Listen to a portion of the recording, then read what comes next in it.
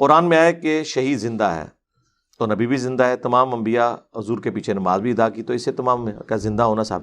تو کون کہتا ہے نبی زندہ نہیں ہے اور شہید زندہ نہیں ہے؟ یہ تو سوال ہی ختم ہو گیا. ہم زندہ مانتے ہیں.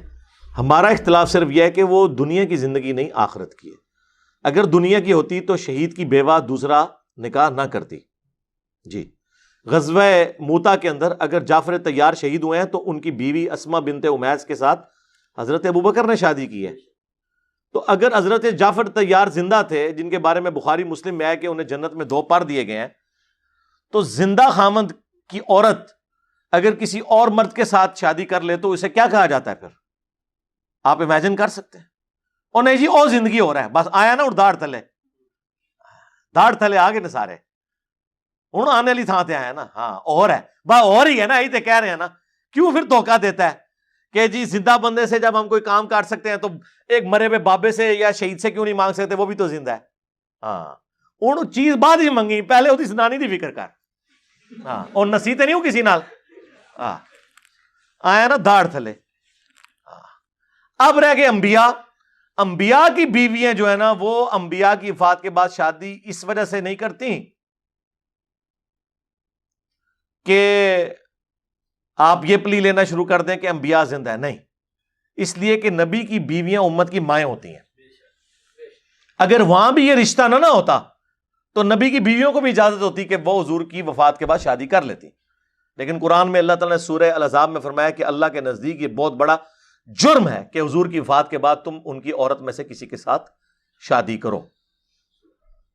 اور یہاں تک فرمایا النبی اولی بالمؤمنین من انفسہم وازواجہ امہاتہم، نبی مومنین کی جانوں پر ان سے بڑھ کر حق رکھتے ہیں اور نبی کی بیویاں امت کی مائیں ہیں. وہاں پہ بھی نبی کا آخرت کی زندگی میں زندہ ہونا یہ دلیل نہیں ہے کہ نبی کی بیوی جو ہے وہ ان کی وفات کے بعد شادی نہیں کرے گی، بلکہ ان کا امت کا ماں ہونا ہے. ہاں ورنہ مجھے بتائیں جعفر طیار کی جو تھی بیوہ، انہوں نے نکاح کیا سیدنا ابوبکر کے ساتھ، ان سے محمد بن ابی بکر پیدا ہوئے. اور اسی وجہ سے آپ دیکھیں نا کہ محمد بن ابی بکر کی پرورش مولا علی نے کی ہے. ہاں یہ مولا علی کے 2 بڑے لاڈلے بیٹے تھے جو یعنی ماں کی طرف سے آپ سمجھ لیں حضور صلی اللہ علیہ وآلہ وسلم کی یعنی اہل البیت کے ساتھ قریبی تعلق تھا ماں کی طرف سے، ورنہ حضرت علی کی وہ حقیقی اولاد تو نہیں تھے. جعفر بن ابی طالب اور محمد بن ابی بکر. جعفر کو اپنی بیٹی بھی دے دی زینب سلام اللہ علیہ، اور محمد بن ابی بکر تو آپ کو پتہ ہے ہر وقت مولا علی کے ساتھ ہی تھے، تو جنگ جمل میں سیدہ عائشہ سلام اللہ علیہ کو بھی سمجھاتے تھے. تو اب حضرت ابوبکر کی اولاد اسما بنت امیس سے، پھر حضرت ابوبکر جب فوت ہوئے تو اسما بنت امیس کے ساتھ مولا علی نے نکاح کیا. تو اگر شہید زندہ ہونے کا مطلب یہ لیا جائے کہ وہ فزیکلی زندہ ہے تو جعفر طیار کی بیوی اسما بنت امیس ان کی شہادت کے بعد یہ کے بعد دیگرے مختلف خامدوں کے عقد میں نہ جاتے.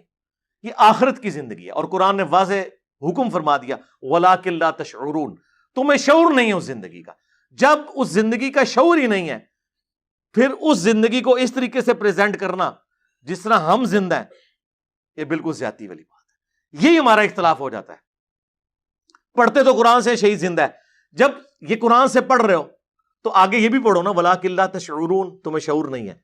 احمد بریلوی صاحب نے ملفوظات شریف کے اندر ان کے بیٹے نے یہ جمع کیا ہے کہ ان سے یہی سوال ہوا، یہ آپ نے پرچی میں مجھ سے سوال کیا ہے نا کہ نبی بھی زندہ اور ولی بھی زندہ تو شہید بھی زندہ. انہوں کو جو پوچھا گیا نا دسو فرق، انہوں کا فرق یہ ہے کہ عام ولی ہے وہ تو زندہ ہے لیکن نبی کی قبروں میں ان کی بیویاں بھی ان پہ پیش کی جاتی ہیں، وہ شباشی فرماتے ہیں.